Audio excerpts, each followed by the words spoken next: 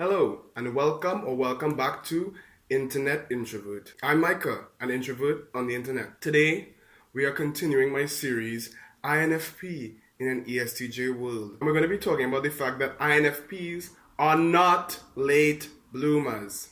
Now, I wanted to say in my opinion, but I'm actually going to say that as a general statement, which is sort of against my introverted feeling. Like I want to recognize, the ability of others to have their own opinions, but not in this case. This is something that I see on the internet far too often, and it's a label that I see other INFPs adopting and identifying with. There's one thing that I believe that I do have to do in this video so that my points make sense, which is to actually define what a late bloomer is. A late bloomer is a person whose talents or capabilities are not visible to others until later than usual. Now, obviously, I'm not going to lie to you. There is a kernel of truth in this. Otherwise, the INFPs themselves would not be identifying with the label of late bloomer. Look at the definition. It's about your talents and capabilities not being visible to others until later than usual. I think the best way of thinking about this is just thinking about the INFP's inferior function, extroverted thinking.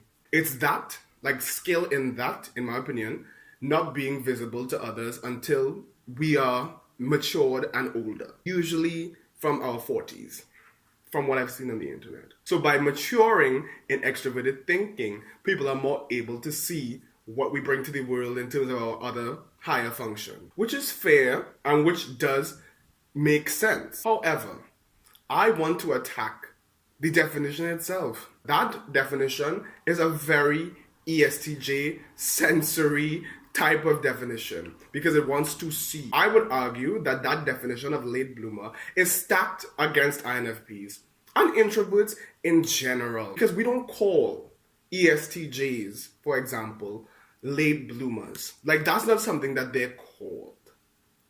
Even though they also have an inferior function. All extroverts have inferior functions too, and they are introverted. Even though they have introverted feeling as an inferior function. And the same thing that I said about INFPs developing into extroverted thinking in their 40s usually, that applies to ESTJs as well. They would mature into their introverted feeling into their 40s. Do we call them late bloomers for that? No, because the definition of late bloomer is something that is visible to others. It prioritizes extroverted success, basically. There's a bias in there. People who are not naturally strong at extroverted functions now have this label thrust upon them of late bloomer, which honestly could affect how capable people feel. And it also can make people not appreciate the traits that they weren't late to. All INFPs are actually early bloomers when it comes to introverted feeling. It isn't weighted or valued in the same way. And I think that that's not fair. Every personality type has an inferior function. Therefore, every personality type has something that they are a late bloomer to. Because whatever is inferior for them was dominant to somebody else. But that's not really how the definition goes. That's not really who the definition is stacked against. And the reason that I wanted to talk about this ultimately is because I know, especially as an INFP myself, I know that, especially turbulent people too, like I know that we can feel like we always need to do more. And like who we are right now in this moment is not who we should be. And we also have a tendency to compare. This is a very comparison-based definition because it has usual in it. So it encourages you to look amongst your peers to see, okay, wow, why does it seem like all of them have like developed this one particular trait that I am still not great at? Wow, I'm such a late bloomer. To me, this definition encourages a lot of unfavorable comparison. And I'm not a fan of that at all. I feel like INFPs, we experience a lot of that. And I think maybe we take on the label because it's like, okay, fine, you think I'm a late bloomer? I'm a late bloomer. Okay, right, I take pride in that. But it's like, no, you're not late. You're literally just experiencing life in the normal progression for your personality type.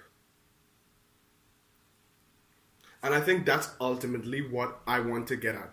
You are just experiencing life at the normal rate for your personality type. There's no late, there's no early.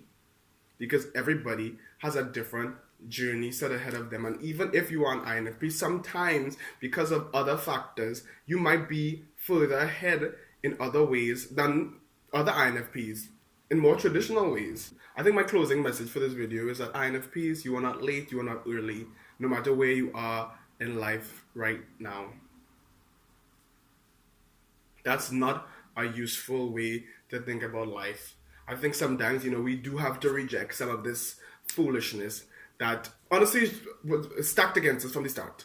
Our paths are very unique. People don't get it, they just don't. And that's fine. If we compare ourselves to ESTJs, we'll always come up short.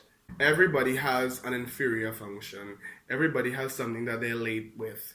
So you, INFP, you're not more damaged or more defective than anybody else.